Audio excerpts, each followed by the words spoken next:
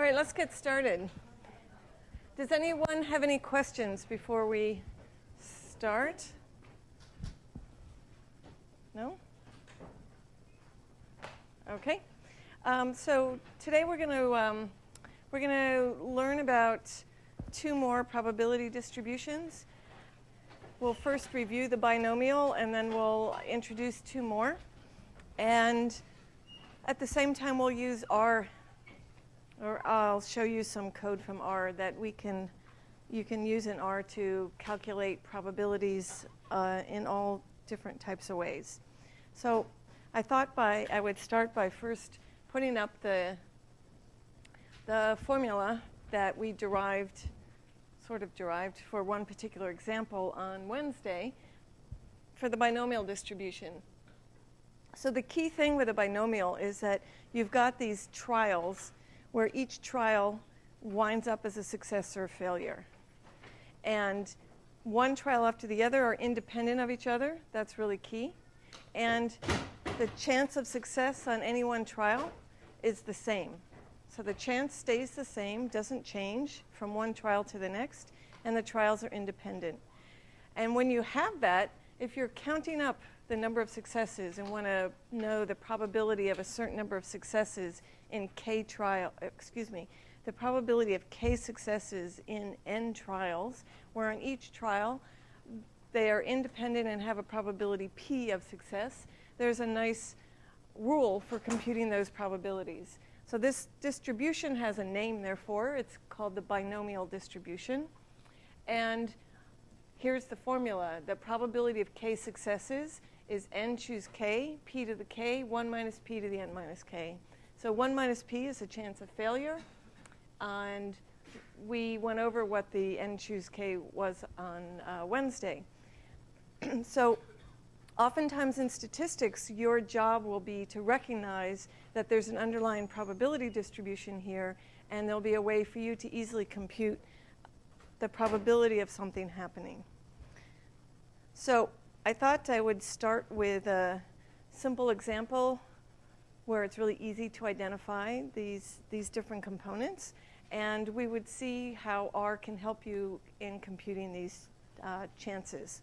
So we have a deck of cards, well shuffled. We draw 20 cards with replacement. This fact that we're replacing each time, we're replacing somewhere in the deck, not back on the top of the deck. And that makes our trials independent.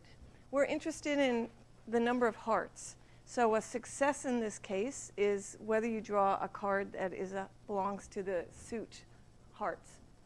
And so we know that the chance of success is 1/4 because there are 13 out of 52 hearts in the deck. 13 hearts out of 52 cards. All right, so R has a very nice set of functions for computing these kinds of probabilities.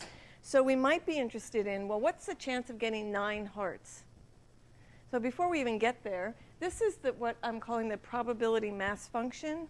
That means that for every possible outcome on the x-axis, I am plotting a little line segment, which corresponds to the height, corresponds to the chance of success.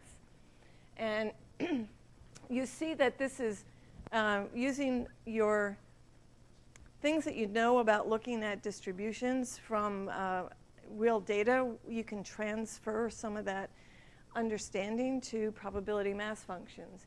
And if I ask you questions like, okay, what about symmetry, tails, that sort of thing, what do you see in this distribution?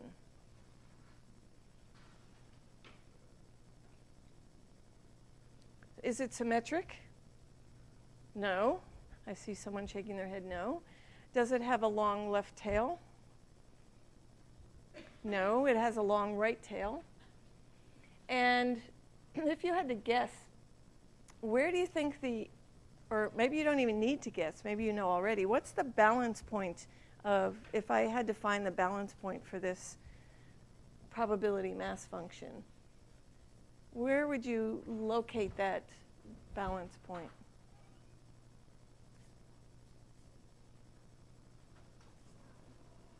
5? 9. How'd you pick 9? Because I colored it red? Oh, no, that's a red herring.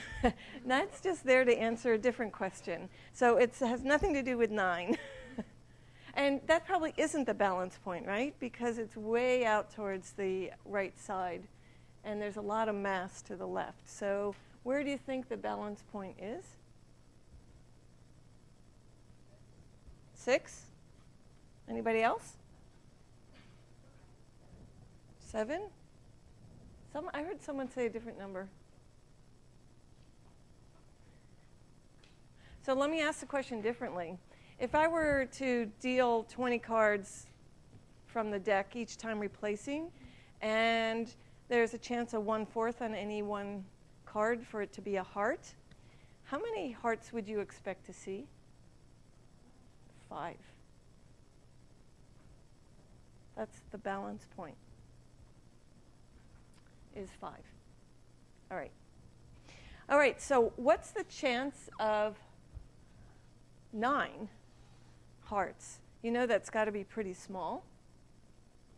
There's a function in R called dBinome, and it takes at least 3 arguments, but 3 that you care about for now. The first one, 9, is the k from the previous slide. It says, okay, what particular value are you trying to find the chance for? The next 2 determine which binomial distribution you're working with. You only need to know 2 things. You need to know the number of trials and the chance of success on each trial. The number of trials is 20. Chance of success is 1/4. So dBinome 9, 20, 0.25 returns a probability. And that probability is a chance of observing 9 successes in 20 trials with a chance of 1/4 of success on each. And that is, if we went back to our actual formula here, that would be 20 choose 9, 1/4 to the 9th, 3/4 to the 11th. And that's the height of that bar. I could ask a different question. I might be interested in the chance that I had 9 or fewer. So everything red to the left. What's the chance of at most 9 successes? There's a separate function in R that will compute that for you. That's pBinome for percentile. So again, it's the same arguments. pBinome 9, 20, 1/4. The difference now is it tells you the probability of observing something less than or equal to 9. And that's, well, for you, add up all of those probabilities. Now, of course, you could have done that on your own by doing dBinome 0, 20, 1/4, dBinome 1, 20, 1/4, dBinome 2, 20, 1/4. But this is a handy function that adds it all up for you, rather than you having to compute each of them separately. The next one says, suppose I want to find the upper quartile. I can use the qBinome function, q for quartile. And this time what I do is I pass it that proportion that I'm interested in. So that says, give me the value such that 75% of the probability is to the left. So the chance of getting that number or lower is 0.75, and 0.25 is the chance of getting that number higher. And it comes back with 6. So the upper quartile is 6. We can also generate random numbers in R. Now, these are really pseudo-random numbers. They're pseudo-random number generators. So the R-binome function will pretend to essentially shuffle the deck and draw a card at random. So again, I have 3 arguments. The first one now says, how many random numbers do you want? So I say R-binome 120.25. So it says, give me a value. Draw the 20 times from the deck and add up all the hearts you see. And how many did you get? I got 4. If I call that function again, I get a different number because it's a different it's a different sequence. And I get 2 the second time. I can call R-binome 4, and it says do this 4 times. So what am I doing 4 times? I'm drawing 20 times from the deck and adding up how many hearts I have. And do that 4 times. The first time I got a 6, next time a 2, next time an 8, next time a 3. So you can put any sort of number in there. 10's the next one, and you see 6, 9, 4, 8, 4, 4, 7, 3, 9, 4. Those are all the possible values from this particular experiment or simulation. So you could put in 10,000 there. All right, so in R, there are lots of probability distributions where you can compute exact probabilities, tail probabilities, quantiles, or generate random values from that particular probability distribution. And they all have the same pattern. Starting with D gives you a particular probability, P for percentile, Q for quantile, and R for random number generation. So this is, basically we're just looking at what are called discrete probability distributions right now. And by discrete, I mean they're only a fixed, finite, or countable number of outcomes that could happen. And we're not looking at things that are smooth like the normal distribution. All right. Now let's return to the Salk trials and talk about the box model. And can we turn that into a binomial distribution or not? So we have 400,000 tickets. Each ticket corresponds to a child whose parent has agreed to put their child in the field trial. We're assuming that the vaccine has no effect. The 198 children that contracted polio would have done so whether or not they got the vaccine or the placebo. And we are going to make draws from that box to assign 200,000 of the 400,000 children to the treatment group or the control group. So I have 200,000 draws, and they are without replacement. I'm not giving some child more than one treatment. And success, and that's in quotes here, is contracting polio, because that's the outcome we're interested in keeping track of or counting. So is this a binomial? Can we write this down as a binomial? With N and P and K, N and P in particular. N being the number of trials, P is the chance of success on any one trial. What do you think?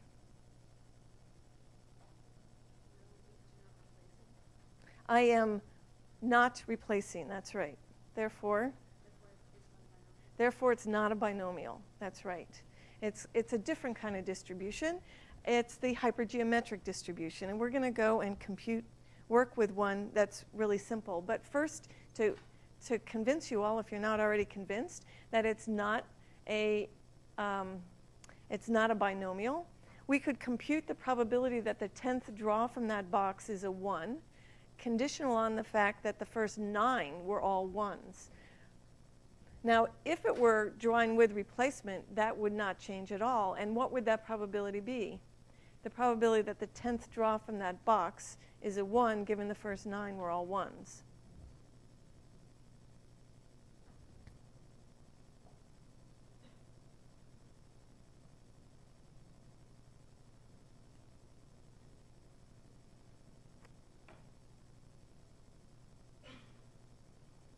Hello, Jeff? Is it Jeff?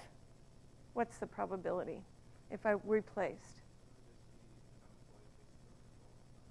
It would be the number of polio cases over the total number of tickets in the box, or children. Do you remember the number of polio cases? 198 divided by number of children in the box, 400,000.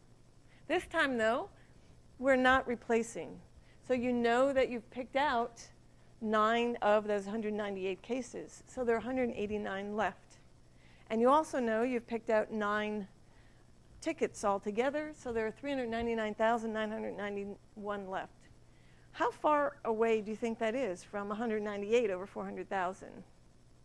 Probably not all that far. So this is a case where, although it's true they're not independent, the amount of dependence is probably so small that the actual correct calculation, this one, and what we do if we assumed independence are probably not that different. All right, but then you've got to compute a probability for the Salk trials of, actually I would like to say not 56 polio cases, but at least, or at most 56 polio cases in 200,000 draws. So we're interested in, did we get, how rare of an event did we get? So actually I would say at least 56 cases. One of those tail probabilities. So we're going to swap over to a really simple problem and derive this underlying distribution that I've just named, the hypergeometric distribution, and then come up with a formula. So let's go to a really simple problem where we only have 4 cards in a box, one of each suit, a heart, a diamond, a spade, and a club. We're going to take true draws without replacement, and I'm interested in the number of hearts. Okay, so let's come over here and swap over to the document camera. Maybe? Come on, document camera. Oh, come on. Well, this has worked for us all that previously.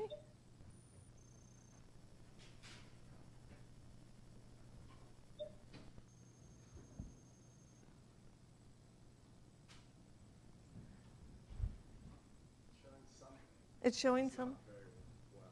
Oh yeah, thank you for telling me that. So there's something that's not on probably.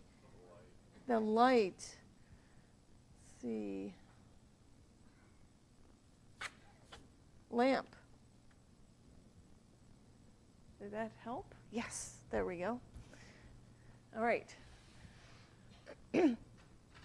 So here are the different pieces of the problem, the original problem. We have 4 cards, one of each suit. We draw 2 times without replacement, count the number of hearts. What's the box look like? It has 4 cards, okay. And what do I draw on each of the cards?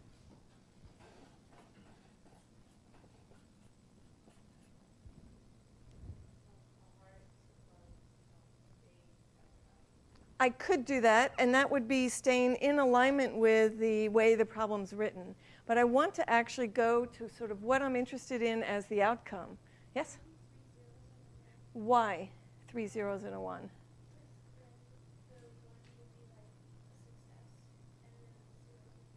One's a success, which corresponds to true, which in this case is, yes, a heart, right. So although the actual physical cards would be a diamond, a heart, a spade, and a club, I'm interested in just counting the number of hearts. And therefore, I'm going to put zeros in for the other suits and 1 in for the heart. And then I want to specify 2 more things. One is the number of draws from the box. So I say 2 draws. And the other piece is that it's without replacement. Can you see that? Because it's not very good for me. It's really, I wonder, oh, there's 2 of these. It seems really bright, brighter than usual. Okay. All right. Can you guys see it in the back? Yeah? Okay. So what are the different possible outcomes I could get from this?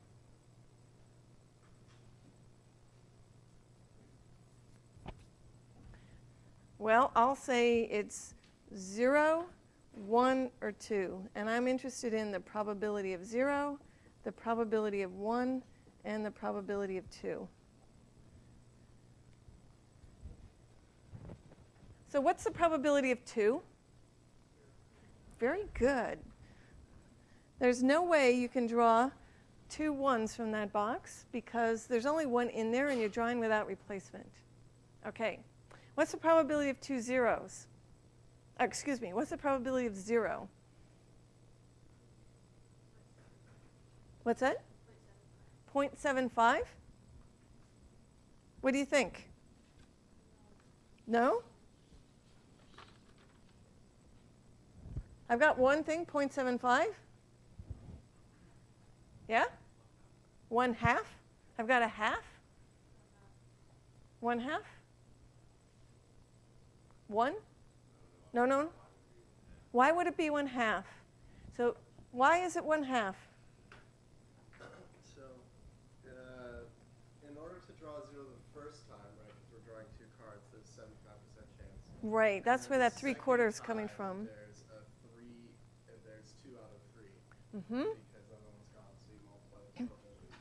Good, you know that to get a 0, you have to draw 0 2 times. The first time, there's a 3/4 chance. And then the second time, you have to still draw 0. And at this point, there are 3 cards left in the box. And 2 of them are zeros, so it's 2/3. So that gives you 1/2. Now, what's the chance of a 1? You should be able to answer this really quickly because you know probabilities must add to 1. And so therefore it's 1/2. We could do the actual computation directly without using the fact that these all add to 1. Oh, so why did I put a 1 there? It's 1/2. So if we would actually do the computation out looking at the different possibilities, I could draw a 0 first, then a 1, or a 1 first, then a 0. So that could be 3/4 times 1/3 plus 1/4 times 1/4 times 1. Thank you. And that gives me a 1/2. How is this different from the binomial probabilities? So what if I computed these same probabilities under the assumption it's with replacement?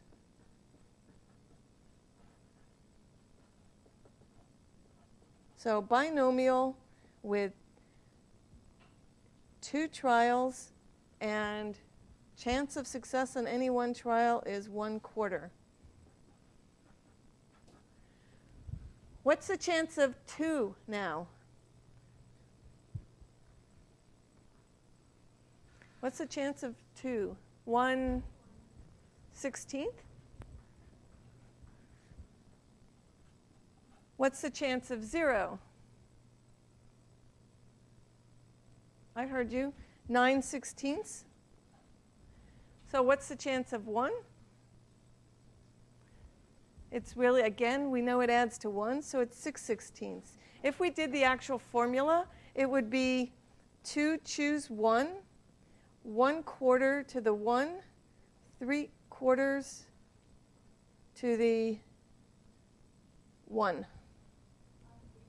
You cannot see that. Can you see it now? Yeah. Okay. That's using the binomial formula. 2 choose 1's 2, so you get 6/16. All right. Let's make it a little harder. Does anybody, I guess some of you have probably gone to Las Vegas and played blackjack. What's, when you're playing blackjack, do they play with one deck? No. There's this big chute with, do you know how many decks? Something like that. I can't remember. I mean, they keep putting more in. So let's say there are 7.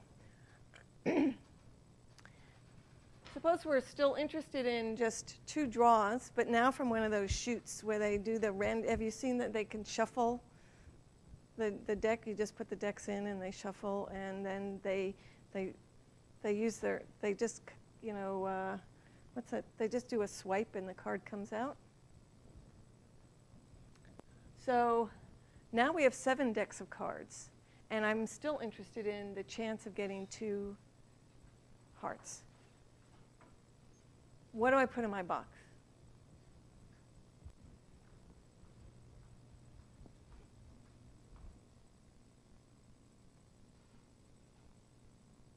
What goes in the box? Yeah? Good question. Can I simplify the problem to just one deck of cards? Or can I simplify it to what I had before, which is just 1 1 and 3 zeros? Because there are 1/4 of the deck is hearts, or 1/4 of the 7 decks are hearts, and 3/4 are the other 3 suits. You canceled that, right? It's without replacement, and that's the problem. So the answer would have been yes if it were with replacement, and it's no because it's without replacement. So what do I put in here? I know it's early Friday morning, but can you do the math? No? What's that? 364 tickets total. Okay, and how many of each type? Yeah, so 91. So once we have a lot of tickets in a box, we no longer draw every single one. We just do 1, and then we do a little times 91, and 0 times 273 to get the 364 that you're talking about. And we still are making 2 draws without replacement. Okay. And I still have the same probabilities I want to compute. Probability of 0, probability of 1, and probability of 2. Can anybody tell me any one of them? Is there an easy one?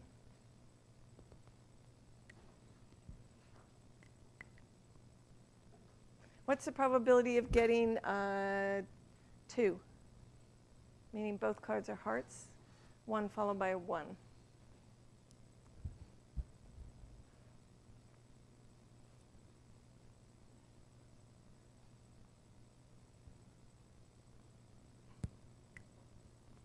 Adrian, do you know? Tony?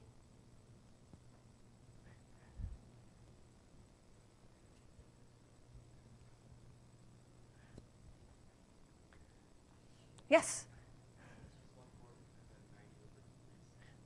Well, rather than 1/4, I know you're right, 1/4 is correct. What is it in the non-reduced? 91 over 364 is the chance you get a 1 the first time, times 90 over 363. Is that what you said?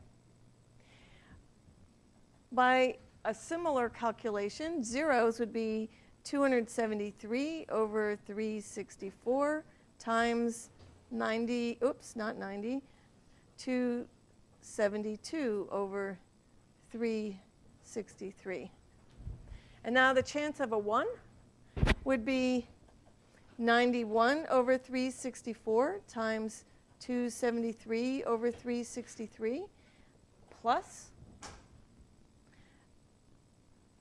273 over 364 times 91 over 363. You can see how this could really get kind of grungy if I started to ask you, okay, there are 20 draws, and what's the chance? There are 17.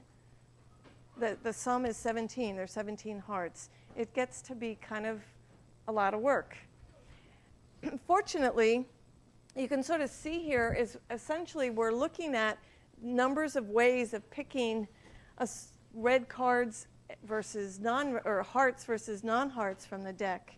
And we can simplify this to a nice formula which says, okay, tell me how many different ways there are to pick K hearts out of the 91. And multiply that by the number of different ways there are to pick 2 minus K non-hearts from the deck. And divide that by the total number of ways there are to pick 2 cards from the deck. So this is simply that counting rule where the bottom is all the number of possibilities. They're all equal. Each of them is equally likely, all the pairs. That's 364 choose 2, which is just 364 times 363.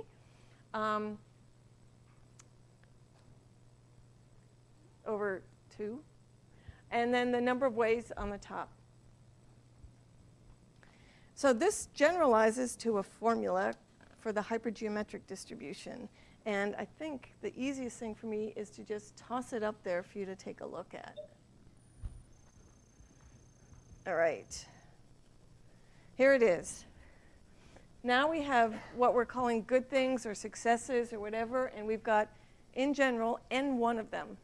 Then we've got the bad things or things we're not counting or the failures, and we have N2 of those bad things. And if we want to know if I have M, as in Mary draws, what's the chance of K successes? And that's just the number of ways on the top of getting K successes and M minus K failures, divided by the total number of ways of drawing M tickets from the box.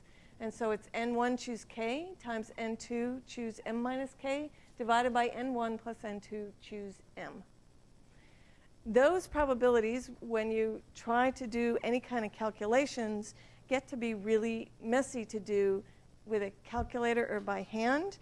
Fortunately for us, R has a whole suite of functions that do the calculations for us.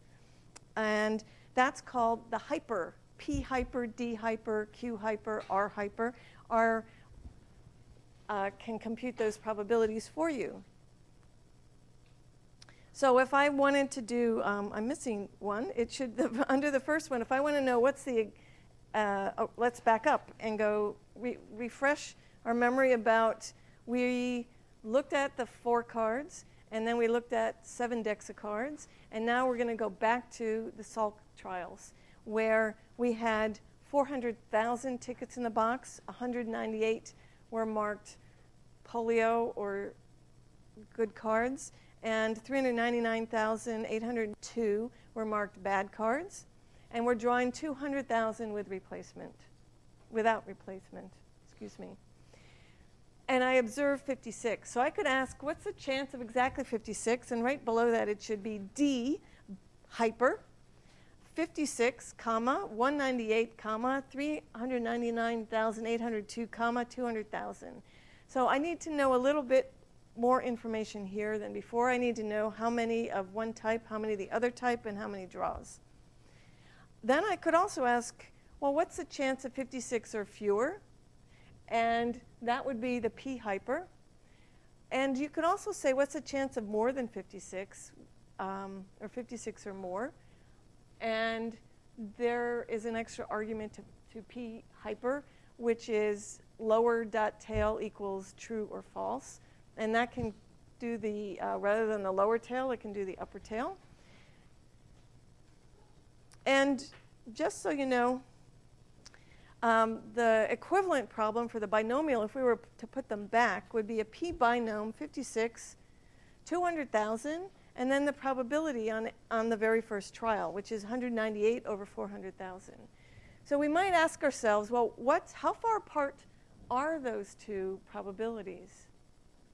And we could find that out by doing it in, oops, I don't know why I did that.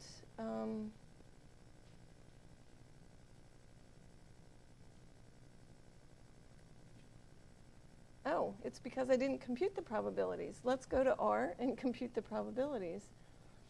I did, but I didn't put them in my slide. So here we go. Let me shrink this a little bit so we can see them. So if you look at the P hyper, 56, 198, 399,802, 200,000, it's 4 times 10 to the minus 10, as opposed to the P binomial, which is 1 times, or 2, 10 to the minus 6. So they're different, but they're both really, really tiny. We could also try and all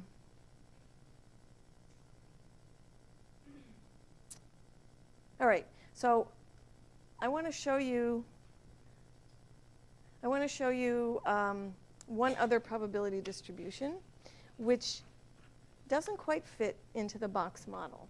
And that will be our third probability distribution. So let me go back over here. And and turn the document camera on and ask you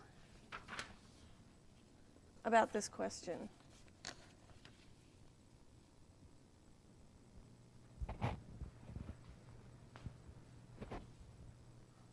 Toss a fair die until you get a 1. Record the number of tosses it took to get the 1.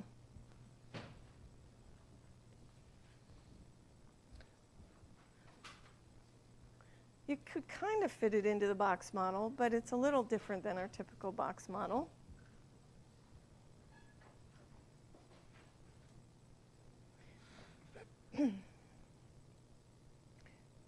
Shall we draw the box model, or should we just try to compute some probabilities?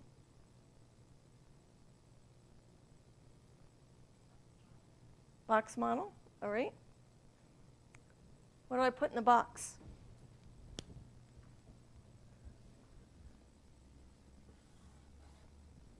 What do I put in the box? How many tickets? 6 tickets. And what do I write on each ticket? Do I? What's success or failure mean? I want a number. 0 or a 1? How many zeros? Times 5. How many ones? 1. All I'm caring about is did I get a 1 or not? And how many draws? Do I draw with replacement? Yes. I draw with replacement, so that's good. I know that much. How many draws? You don't know how many draws. That's the random part. And so we can say draw until you get a 1. And what's my quantity, my random quantity that I'm keeping track of, that I want to know the probability for?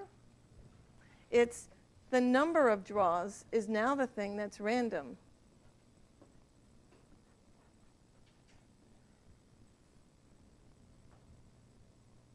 So what possible value, so let's compute the probability distribution table. What are the possible values that this chance process could take on? Could be a 1. Can't be a 0. I'm recording the number of draws it takes to get a 1 on the die. So it can't be 0. So it's not what's coming out of the box. It's how many times am I drawing from the box. That's the chance process that I'm trying to compute probabilities for.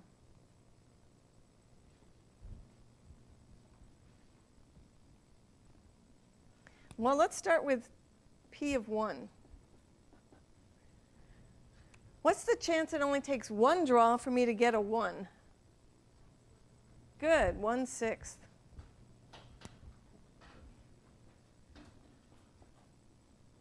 What's P of 2? It takes me 2 draws to get a 1.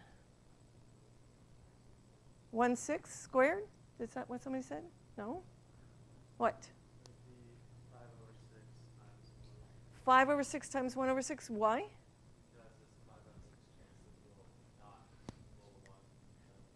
Because you first have to not roll a 1, and then you roll a 1. And so that would be 5 over 6 times 1 over 6. Probability that it takes 3 rolls of the die or 3 draws from the box.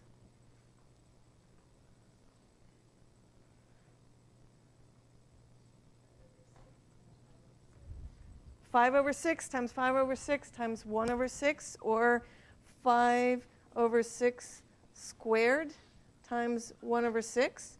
I'll do one more and then I'll ask you for K. Probability of 4 should be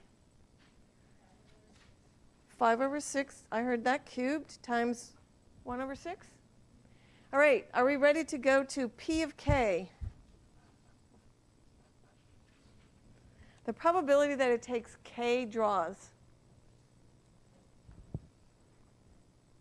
Yes? 5 over 6 to the k minus 1 times 1/6.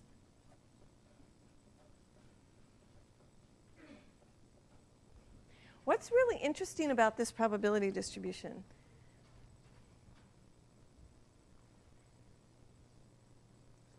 Yeah?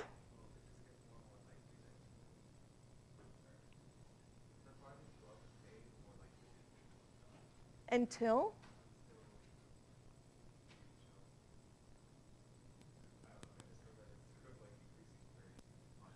Well, let's actually do those calculations. And so you're saying it's getting more and more likely, but something happens eventually. So the first one's 1/6. The next one's 5 on 36, which is smaller than a sixth, right? The next one is 25 on, what's 36 times 6? 216?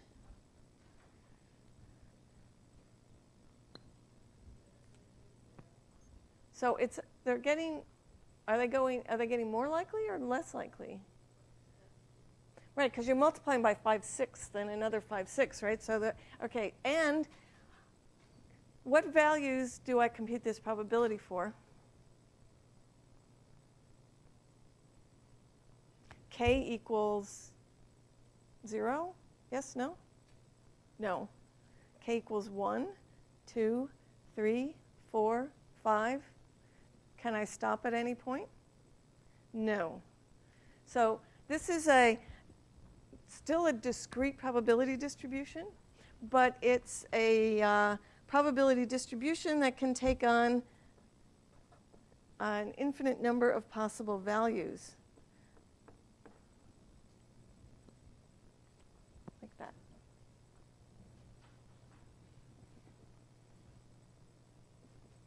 Sometimes people ask not how many trials until you get some ask how many failures do you have before you see a success, in which case the probabilities are computed slightly differently. In that case, you could have a 0, meaning you got a success on the very first trial. All right. At this point, so this has a name, and this is the geometric distribution. And the only thing you really need to know for the geometric is the probability of success, because everything else is being determined. And so the probability of k is p times 1 minus p to the k minus 1. And this is when I'm just counting up the number of trials to get a success. Sometimes people write it as the number of failures. So this is for k equal 1 to ... Sometimes people write it as the number of failures until a success. And in which case, that's P of k. Can somebody tell me how would I write this probability when I'm just counting the number of failures until I get a success? So what's P of k? Probability of k. So that's a probability of k failures until I get a success. So what's that probability?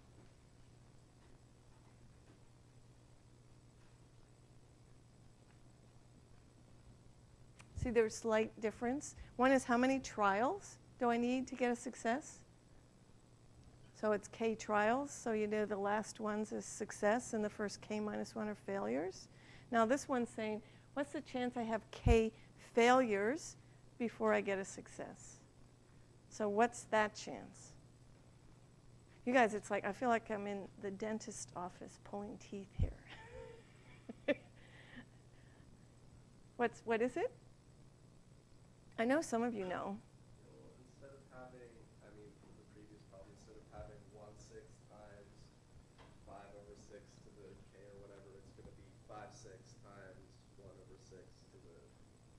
Not quite. Not quite. It's actually very close to the probability I've got there. Yes? It's just what?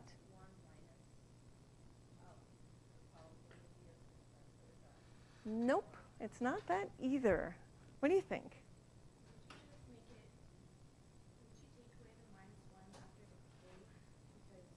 You've got it. That's all we're doing. If we have k failures and then a success, that means we have k plus 1 trials. And so essentially all that is p 1 minus p to the k. So it's saying that it takes k plus 1 trials to get a success. Okay? Oh, thank you, Mike. Yes, I was going to get there. That's right. K, and I forgot. K now can be 0, 1, 2, ... because we're counting the number of failures, not the number of trials. So we can have 0 failures if that means the very first one was a success. Thanks. All right. Last thing, do you want to see before we wrap up for the day? Would you like to see how to make those nice little probability thingamabobs? Yes. Mass functions, thingamabobs, and then we just have 2 minutes. All right. So suppose you tell me what kind of. Do you want to look at the hypergeometric or the binomial distribution and what parameters we have? So we'll just do it according to what you would like to do. Somebody give me a number. Oh, first give me a distribution. What do you want? Binomial, hyper? I heard hyper. Okay. What are you got to give me 3 parameters. Then I want to know how many successes are in the box.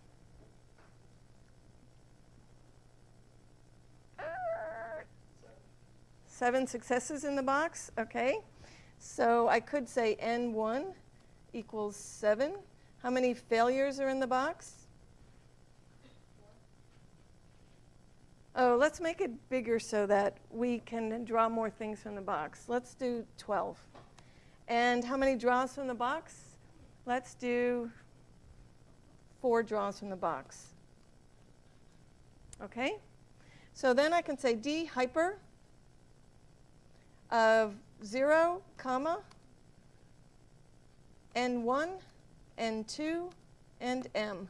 So that is, notice my notation's different from their argument names.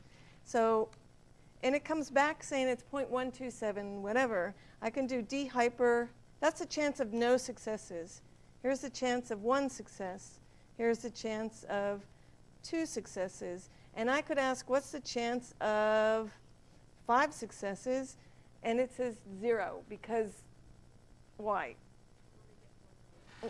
There are only there are only 4 draws. So I could compute all of those guys, and I'll call them my probabilities by calling the D hyper function, and I can give it. I'll just go up to 5 just for the fun of it. 0 to 5, so it's 0, 1, 2, 3, 4, 5, N1, N2, M, and those are my probabilities. And I have my x's, which is 0 to 5.